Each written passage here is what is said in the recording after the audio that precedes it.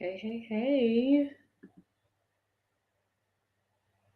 How you guys doing? I'm Neish, and this is Truthfully Tarot, and we are on Mystery Messages number 10, collective number 10. How you guys doing? Like I said on the previous video, I am going to just live shuffle. I don't know, I just feel like it's a bit more compelling when I live shuffle, even though I feel like it gives me more time when I pre-shuffle and get the cards, but okay. We're going to keep going. Okay. So I'm going to do 3 rows of cards, and then we're going to get those messages. Oh, this is definitely about love. Like all of the cards. Okay. Sometimes my face be making these expressions, and it's just like, I just got to wait till I get the message. Okay. This card came out the exact same position in number 9, in message number 9. Wow. Ooh, oh, I feel like I know what this reading is about already. Okay. Let's see. All right. So the first row, the first card that came out is Choose Love. Right? Choose Love. The second card that came out is Grief. And the third card that came out in the front row is Comparison. So already I'm feeling like my collective number 10, you are struggling with a connection or maybe some type of breakup or loss associated with the connection. Or a connection where it really affected your self-worth and your confidence, right? A connection that affected your self-worth and your confidence. It could have been a relationship with someone who's very critical, because we also have the card Comparison out, where you're just kind of like looking at yourself in the mirror and you don't like what you see. It's kind of like that energy. I think it could also be for a different collective that's a part of 10.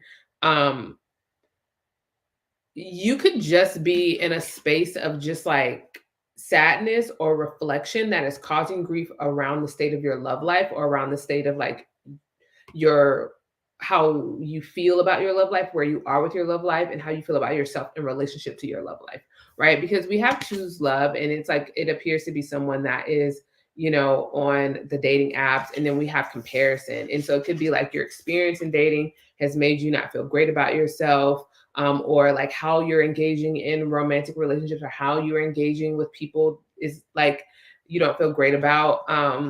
Because again, there's a sense of a grief attached to this. You know what I'm saying? And I also feel like for some of you guys, it is a specific relationship, because in the second row, we have Sexy Time. We have Fill Your Cup. And then we have All Is Fair. Oh, shit. And then we have All Is Fair. So it feels like some of you guys could have been in some type of situationship that drained you. You could have been in some type of situationship that was not equal, because we have All Is Fair up here, right? All Is Fair is about like what's right and judgment calls and equality and balance. Like Libra energy is showing up a little bit, and it's like you could have been in a relationship that was primarily sex or sex oriented, or all you were getting out of it was sex, or all they were getting out of it was sex. But there does feel to be some type of unequal dynamic.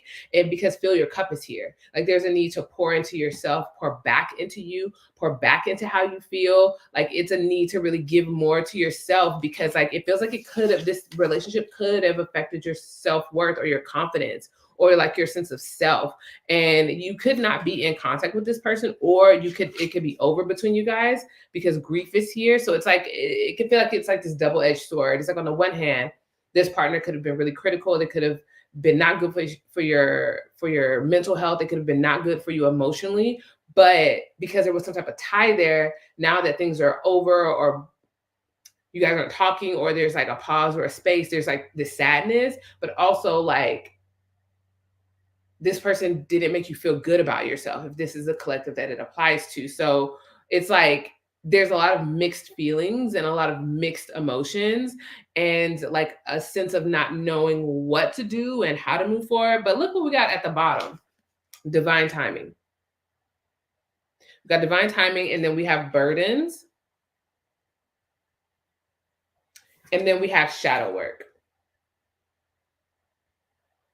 So this, I'm already finna tell you. I'm already finna tell you what's good. Okay.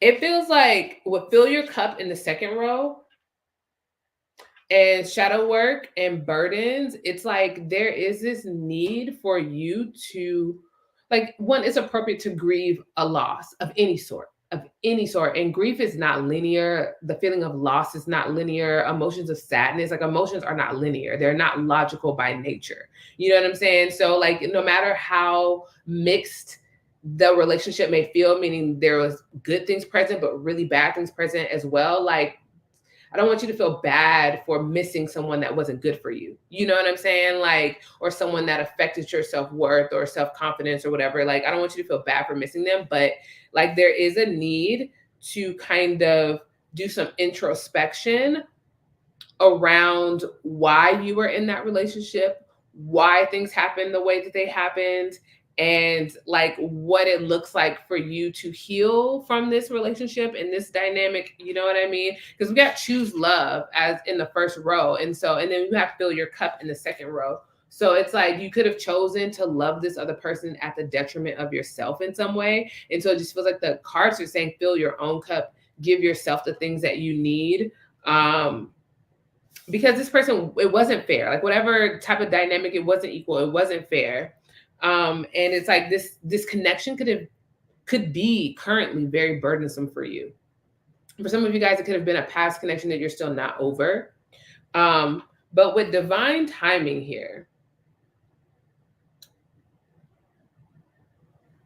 it's like I'm getting two messages. It's like on the one hand, this person, this connection ending was at the best time. Like I don't know what's coming for you, but this person not being in your life or you not having the same type of relationship that you had with this person is coming at like divine timing is at play. Like it's almost like I want to say I need you to trust that this ending happened for a reason at the time that it happened. Like the timing of whatever happened is really important for you, for collective number 10, and that it's really important for you to trust the timing over your life, because it feels like you could be in a chapter, like in between chapters. Like I feel like I'm just channeling right now. It feels like you could be in between chapters right now, and this chapter with this person has ended, and it's because what's coming, you need more space, and you also need to work through like the burdens and work through like the heaviness or obsession or like the loss, or you know, just the parts of you that need to be filled up, the parts of you that need to be replenished, the parts of you that need rest.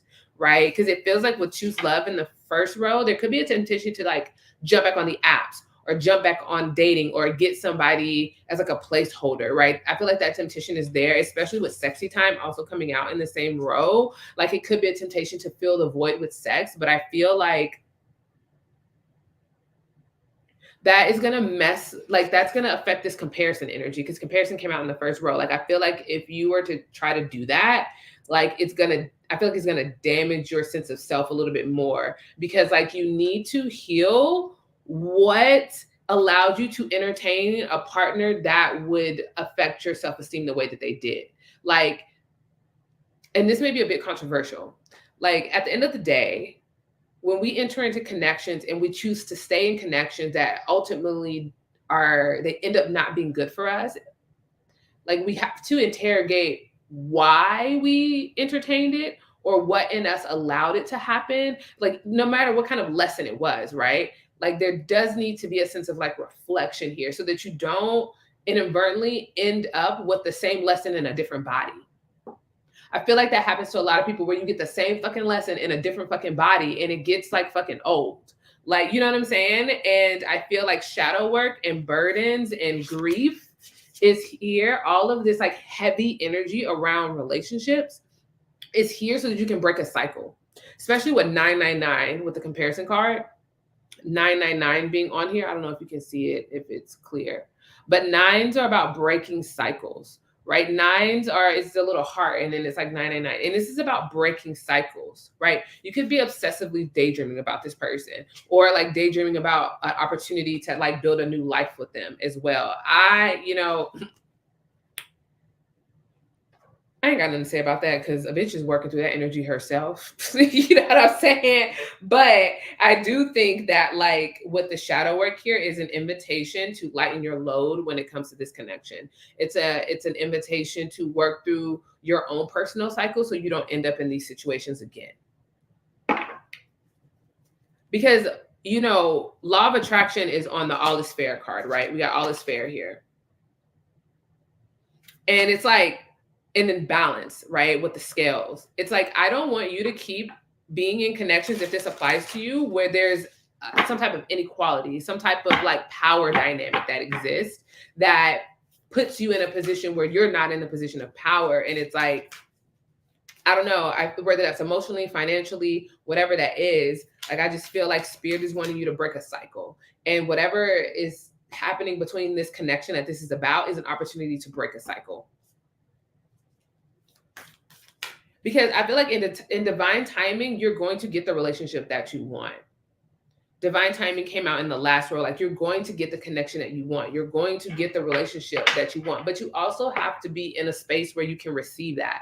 Like, a lot of times, if we got some bullshit on the inside of us where we are causing unnecessarily suffering for our own selves, like, we think that another person is going to alleviate that suffering when we're the root of our own suffering. So if we don't get to that root, if we don't work through those issues in ourselves, then we experience unhappiness and we make it personal, like the universe has something against you, or that you're not worthy of love. And that's like not the case. That's not the thing. It's just like, you got to do the shadow work. And once you do the shadow work, you liberate yourself from the cycle of being in the same fuck shit over and over again. I know that's true for me. Shit. Bitch. Oh my God. Okay, let's see what these Moonology cards got to say. Let's see. Okay. So the first one is Cardinal Moon. Be bold and make the first move. The second card is Fixed Moon. Hold your vision. I feel like if you really want to find true love, if you really want to experience like whatever type of relationship you want to experience, because not everyone wants like a long-term marriage or whatever, but whatever it is that you want to experience in your relationships, like, you have to. Fixed energy is Taurus, Scorpio, Aquarius, and Leo. That's fixed energy. And that's fixed fire, fixed water, fixed earth, fixed air, right? So fixed actions, fixed emotions, fixed passion, and fixed mindset. Okay. So if you want to experience healthier relationships, more fulfilling relationships, then you have to so set your mind and your heart on that you are not going to allow anything to stop you, even yourself, right? Because we have cardinal moon here, and cardinal energy is like Aries, it's Libra, it's Capricorn. The fuck? What's the other ones? Sagittarius, and Gemini. I'm sorry, not Gemini, and Libra, right? So that be bold and make the first move, that's about you initiating your own healing process. That's about you filling your own cup. That's about you recognizing this was unfair. This was not a good situation. This person affected my self-worth. This person has affected my confidence. I keep daydreaming about this person. I need to do what I can to release myself from the grief, from the loss, from the burdens, and trust that your timing is perfect and that this thing ended when it ended for a reason. I don't know why the timing is important. I don't know if you're about to meet somebody. I don't know if you're about to experience an opportunity. I don't know if your life is about to shift in a very specific dynamic, but it's this person is not in your life for a reason. I don't know why I'm feeling that so strong. This person that this message is about, who this message is about, they're not in your life for a reason, because where you're going. And that person would have either sabotaged where you're going, or they would have kept you from experiencing the fullness of what you're about to experience. And so the universe, it's almost like with all is fair. Oh, I hate to say this, babe. With all is fair, it's almost like the universe had to make a judgment call and be like, whatever, this situation can't work out because what's for you is greater, and this person was not going to be was not going to be supportive of that in some way. In some way, it would have not been supportive of where you're going. So there's just like a need for trust and to do the work to heal so that you can get the types of connections that are going to be supportive of your future self, of what you want to experience, of the things that are opening up for your life, because there are some things that are opening up for your life. Anything else from this Moonology deck? I really hope this resonates, because honestly, I feel like I just be talking into the wind. Okay. Look, full moon in Scorpio. It's time to release negativity. Full moon in Scorpio. It is time to release negativity. You know what it is. You know what it is. I'm not even going to go and do that again, because I feel like it doesn't make it easier. Knowing that you were connected to someone who negatively affected you, I'm sure positively too, right? Like it wasn't all bad, but like it's time to release the grief. It's time to let go of the burdens, or at least start that process. Like we don't just, it doesn't work like, oh, I'm done being burdened by this. I'm done obsessing over this person. It doesn't work like that. It happens gradually. It happens over time with effort. You know what I'm saying? Shadow work, bitch, work. I say that coming from experience. I've been going through my shadow, working through my shadow, and it's been rough, bitch. I feel like the greater your light, the greater your shadow, you know? And so like, you got to work through your shit. That's why this is called Truthfully Tarot, because I'm not going to lie to you. I don't lie to myself. I'm not going to lie to you. Look at this. Boundaries. Boundaries. Boundaries. We're not thinking about that person. We're not fucking with that person. We are moving forward. Boundaries are healing. You know what? Boundaries are not for the other person. Boundaries are for you. Boundaries are not for the other person. Boundaries are for you. Going no contact is not to prove a point to them. It's to protect you. Not being in relationship or not connecting with that person is not for their benefit. It's for you. Boundaries, like maybe you decide, like, I'm going to stop thinking about them so much. You know, putting that boundary in place is not for them. It's so that you can move on. Let's see what else. Boundaries are for you. Accept help. And this energy, accept help, is all about like acknowledging where we are in our journey and where we need support, right? Especially with burdens and grief and shadow work and comparison. Like that's heavy energy. Grief, that's heavy energy, right? And so if you can have access to a therapist, that would be supportive. But if you don't have access to a therapist, following psychologists, getting books around the issues of abandonment or whatever grief or things you're dealing with, like there are ways to support yourself. And then there's people, you know, like maybe a close friend that you know, can rely on, like accepting help, or at least having a conversation where, you know, you allow yourself to be supported. You allow yourself to be seen as, you know, needing help in this area, because relationships are tough. People are fucking people, man. And sometimes these bitches are good and sometimes these bitches are trash.